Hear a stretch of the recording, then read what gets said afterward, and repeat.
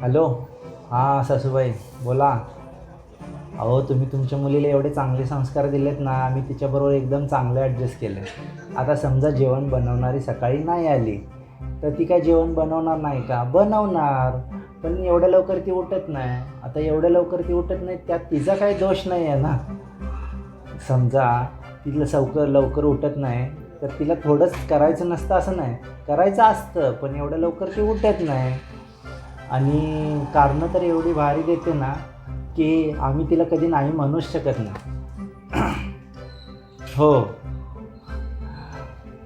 एक कारण परत सांगत नाही म्हणजे रोज नवीन कारणं. आणि सोशल तर एवढी आहे ना की प्रत्येक सोशल मीडियावर तिचे अकाउंट आहेत आणि नातेवाईक तर तिच्यावर खूप खुश असतात, कोणीच नाराज नसतं. आता नाराज कशा होतील? अहो ती दिवसभर घरात रूममध्येच असते, रूमच्या बाहेरच येत नाही. आता रूमच्या बाहेर येतच नाही तर कुणाबरोबर बोलण्याचा आणि भेटण्याचा प्रश्नच येत नाही, त्यामुळं नातेवाईक नाराज होण्याचा प्रश्नच येत नाही.